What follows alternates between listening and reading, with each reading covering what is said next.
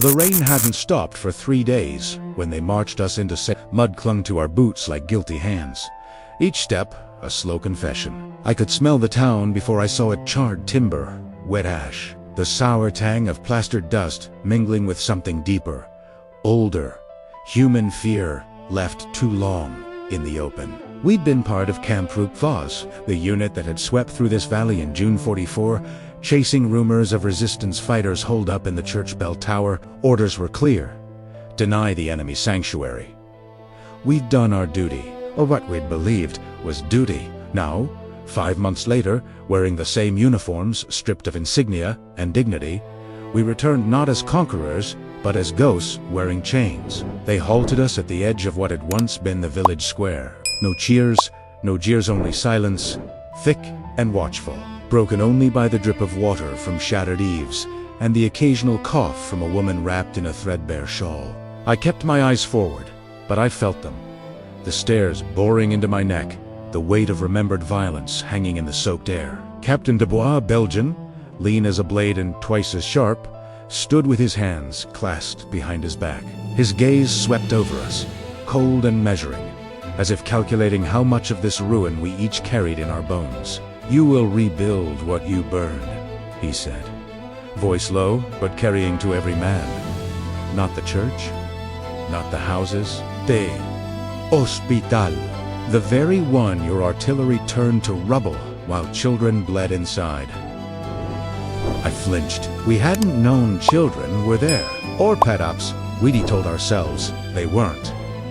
War is a great editor of inconvenient truths. They gave us picks, shovels, wheelbarrows. No guards in the usual sense, just Dubois and 2 lieutenants who watched from the ruins of a bakery. Rifles slung but present. We were a 23 men, all that remained of the original 40 who'd fired on St. The rest were dead, missing, or rotting in deeper cells elsewhere. Among us were 2 former engineers, a mason from Dresden, a medical orderly who'd never fired a shot, and Mia Corporal, who signed the order to shell the Western Quadrant after spotting what we thought was a radio antenna. It turned out to be a laundry line. The first day, we worked like convicts, shoulders hunched, eyes down, movements slow with resentment. The ruble was worse than I remembered. Beneath the collapsed roof beams, I found a porcelain doll's head, one blue eye still intact, staring at the sky as if waiting for its owner. I buried it under a pile of broken brick. That night, huddled in the drafty barn, they'd turned into our barracks. Kessler the mason spoke, for the first time since capture. "If we build it right," he muttered, "maybe the weight won't follow us into the next life." No one laughed. No one slept well. Weeks passed. Rain gave way to brittle frost. We cleared debris, sifted usable stone, salvaged iron struts, twisted like tortured limbs. Dubois never raised his voice, but his presence was a constant pressure. He'd appear silently at dawn, coffee steaming in a chipped enamel mug, observing how we laid foundation stones or mixed mortar. One morning, he stopped beside me as I fitted a salvaged window frame into a new wall. "You were an architect before the war," he said. It wasn't a question. "Yes, sir," I replied, though I hadn't touched blueprints in 6 years. "Then build it like you still believe in beauty." I looked at him, then really looked. His eyes were tired but not cruel. And in that moment, something shifted. Not forgiveness, not yet, but a crack in the ice of my own numbness. We began to work differently. Kessler taught the younger men how to cut stone so it sang when struck true. The engineers drafted plans on scavenged paper, arguing over load-bearing walls and drainage. Even Muller, the boy who'd cried the night we shelled the town, now carried beams twice his size without complaint. We weren't just rebuilding a hospital, we were rebuilding something in ourselves piece by aching piece. Then came the night. The fever hit the village. "Influenza," they said, moving fast through the overcrowded cottages where families still huddled together for warmth. 2 children died before dawn. The temporary clinica, repurposed stable, was overflowing. Dubois stood in the rain outside our barn door, his face gray with exhaustion. "The roof leaks. Said simply, and there's no stove. We didn't speak. We just picked up our tools and walked into the dark. By morning, the clinic had a new roof, patched with tarred canvas and sealed with our own coats when the pitch ran out. We rebuilt the stove from scrap metal and lined it with fire bricks. We saved for the hospital's furnace. An old woman brought us thin soup and didn't look away when I took the bowl. Her hands trembled, but she held my gaze. That was the day I stopped counting the days until release. The hospital rose slowly, like a prayer made of stone and timber. And with every beam we raised, every tile we laid, I felt the ghost of that laundry line grow quieter. But peace, I was learning, isn't the absence of guilt. It's the work you do in its shadow. Winter deepened, and with it, a strange rhythm settled over us. The villagers still kept their distance, but the silence between us had changed less like a wall, more like breath held in expectation. We rose before dawn, ate our thin gruel in the barn, and walked to the site as if drawn by an unspoken pact. Dubois rarely spoke now, but his eyes followed our progress with something approaching curiosity. Once, I caught him sketching, in a small notebook note, our movements, but the curve of the new apothecary window, the way the light struck the freshly laid slate. I began to dream of blueprints again, not the cold, precise lines of pre-war Berlin, but something warmer. The hospital wasn't grand, it couldn't be, with salvaged materials and frozen ground, but it was honest. We used broken headstones from the damaged cemetery for interior thresholds, smoothing their edges until the names vanished beneath our palms. Kessler insisted on it. Let the dead help the living, he'd said, voice rough as flint. No one argued. Then came Schmidt's breakdown. He'd been quiet since Cannes, where his younger brother died under Allied shelling. We all carried our ghosts, but Schmidt's clung to him like damp wool.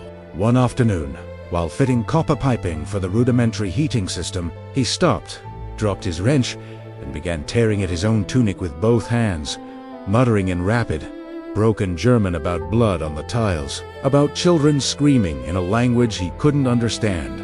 I recognized the tremor in his hands. It was the same one I'd fought after the church tower collapsed. Before anyone could intervene, Dubois stepped forward, not with a rifle, but with a canteen. Eoferedet then sat beside Schmidt on a stack of timber, saying nothing, just waiting. After a long while, Schmidt drank. Then he wept great, heaving sobs that echoed off the half-built walls. That night, Dubois brought a local doctor to examine him, not a military physician, but Madame Leclerc, the village midwife who'd lost her clinic and her son to our barrage. She checked Schmidt's pulse, his eyes, then handed him a tincture made from willow bark and thyme. Sleep, she said in French, her voice edged with sorrow, but not malice. Your hands are still needed. Schmidt returned to work the next day, quieter than before, but steady, and something shifted in us all. The labor was no longer penance alone. It had become purpose. Spring arrived late, hesitant, like a guest unsure of her welcome. The first green shoots pushed through the mud near the foundation stones. One morning, a small boino, older than 7, appeared at the site carrying a basket. He didn't speak, just set it down and ran off. Inside was 6 raw eggs, still warm, and a loaf of dark rye bread. We divided it equally, even though hunger gnawed at every rib. That evening, as I smoothed plaster on the east wing corridor, I noticed a faint carving near the baseboard, a tiny bird in flight. I didn't ask who'd done it.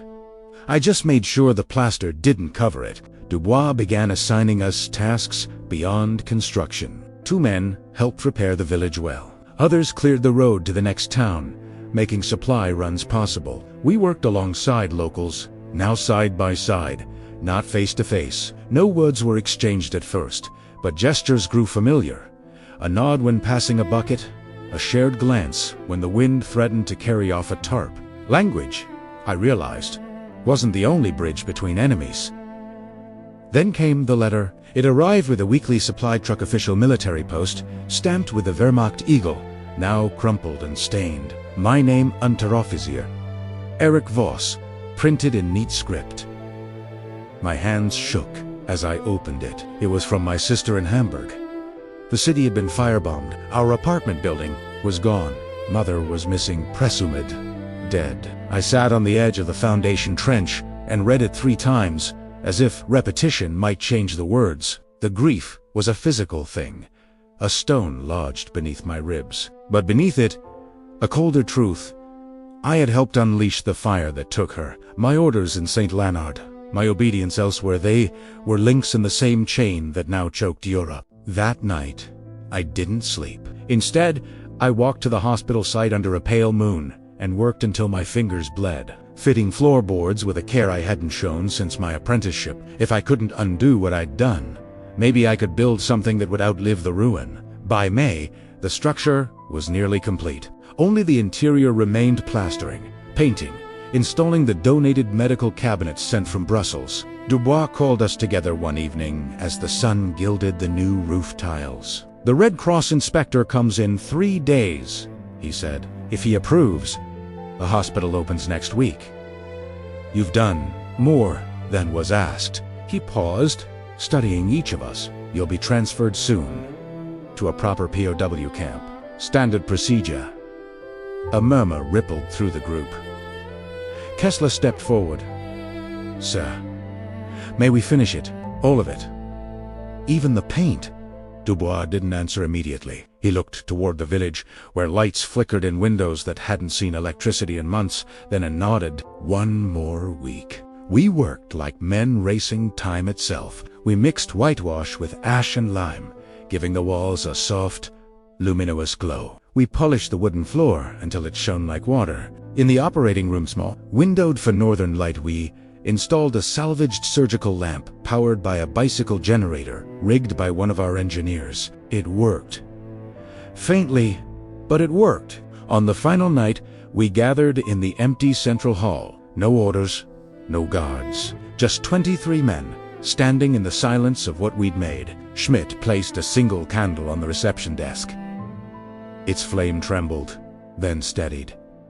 No one spoke, but we all knew. This was our last act. Not as soldiers, not as conquerors, not even as prisoners, just as men who had chosen, at the end, to build instead of burn. The morning of the Red Cross inspection dawned clear and sharp, the kind of spring day that smells of turned earth and possibility. We stood in formation outside the hospital, nodded attention, not as soldiers, but as craftsmen awaiting judgment on their work. Dubois wore his dress uniform for the first time since we'd arrived, cap polished, boots gleaming. He didn't look at us as the inspector's jeep rumbled down the pitted road.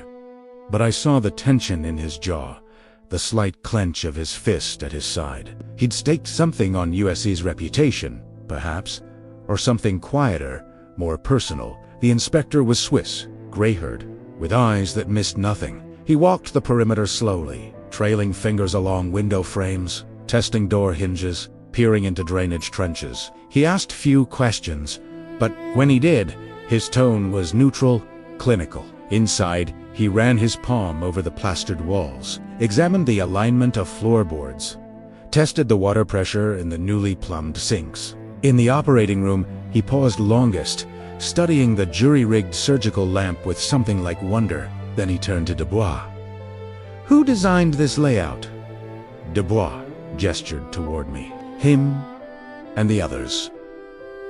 Collectively, the inspector looked at me really, looked, and for the first time, I didn't feel the urge to look away. "It's efficient," he said, "but it's also humane. Why the curved corridor in the East Wing?"